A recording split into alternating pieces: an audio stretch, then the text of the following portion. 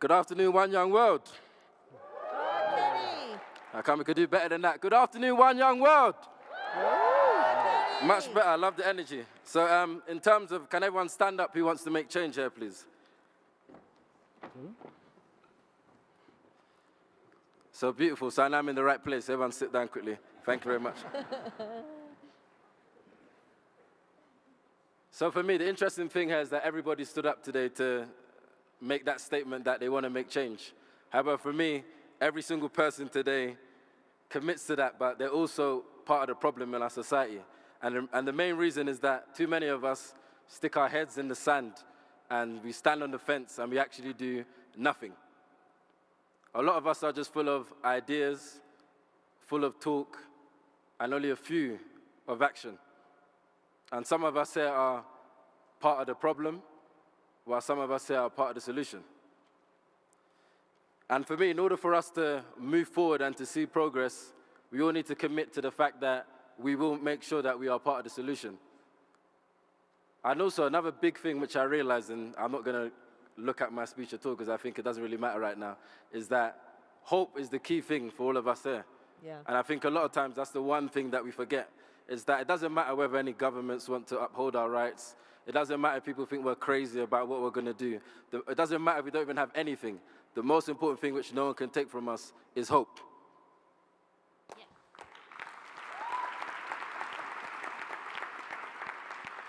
So I'm just going to quickly share with you a story for myself in terms of how I really come to be this person which is full of hope, full of passion, and full of just the belief that things can happen.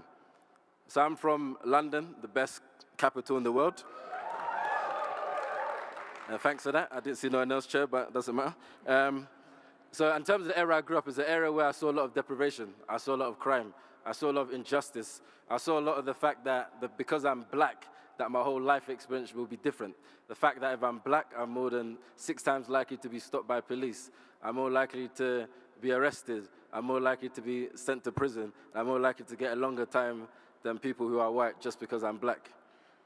I grew up in a country where the 7% that go to private schools dominate the top jobs in law, in media, and in our politics.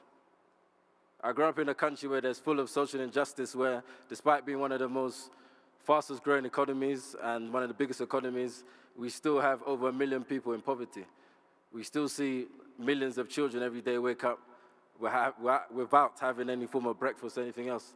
And for me, growing up, I just saw this injustice and I thought to myself, what can I do? I'm just some young black guy from a single parent household. I have no networks, no contacts. What can I do? And many people here, we find ourselves at this junction where we see all this injustice and we feel it. But because we don't have all the answers, we don't decide to take the steps. And for me today, my main call to action is for everybody to take that bold step and to be bold. And on my journey of taking that bold step, I began to get involved in protests, began to campaign, and began to push myself. And it wasn't until I turned 18 in May the 7th, 2011, 2 days after, I found myself being charged and arrested for a murder and 6 other charges in the UK for a crime that I did not commit. And this is me, full of hope, aspiration, believing that I can make a difference. And now I'm finding myself in the most violent prison for young offenders in the UK. And despite me finding myself in there, one of the most important messages I ever got, which from my dad, was, from once there's life, there's hope. And that I should keep on going and keep on pushing. And I told myself that whatever happens in this situation, if this doesn't break me, this shall surely make me. And I remember praying to God and saying that if I come out of this situation, I want to make sure that I make a change and make a difference. I want to be known for something bigger than my circumstances.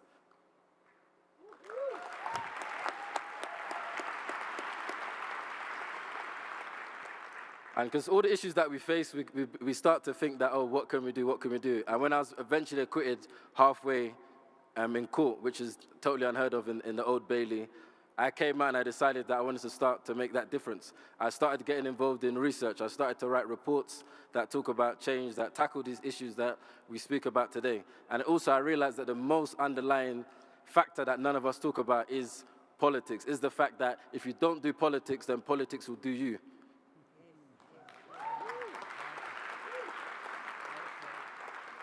And that's the thing, all the issues we're talking about today throughout this conference, they're all about politics. And if we are not on if we continue to be on the menu when the decisions are being made and not at the table, these issues will continue. And for me, that's the big difference. Everybody else, all these people who are much older, who are much privileged, they are not on the menu, but us as young people are. You look at representation across the world, you have less than 2% of people under 30 who are representing us in our parliaments.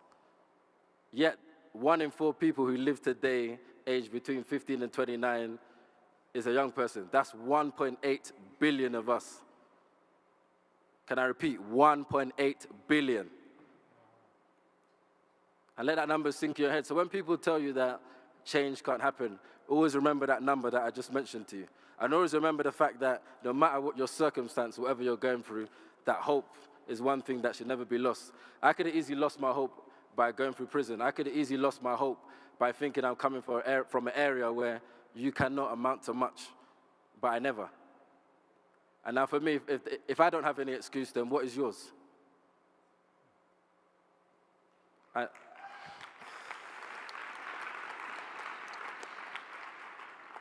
And so I've got the privilege of running an organization called Bite The Ballot in the UK, which Dore just spoke about. And for us, we had this vision that too much young people are not engaged in politics, enough of them are not registered, enough of them do not vote, and we wanted to change that. And when we were talking about voter registration, it's one of the most boring things to talk about in politics.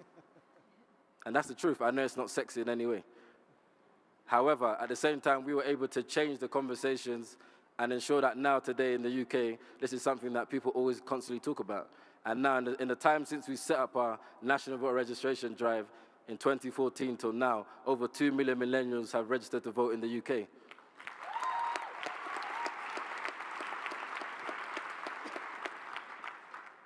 So for me, also, I know I talk a lot about voting, but at the same time, I really want to, I don't even have to explain this. I really want to push everybody in order to understand that there's a real importance in terms of not just getting involved in politics and voting and getting registered, but also standing up to be elected officials ourselves.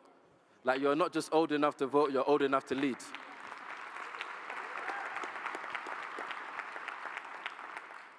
And then lastly, I just want to end by just quickly getting everyone to stand up, hold the person's hand next to you, and then we're going to make a quick commitment.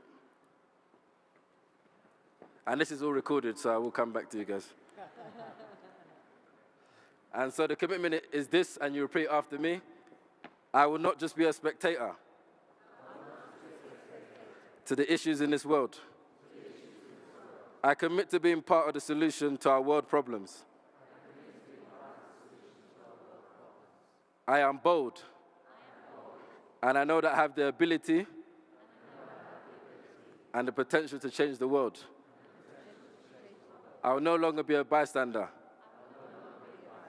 I'll be a change maker. God bless you all. Thank you.